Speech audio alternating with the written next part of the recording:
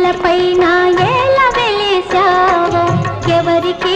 అందగా ఎందుకున్నావో ఏడు కొండలపైన ఏల వెలిసావో ఎవరికి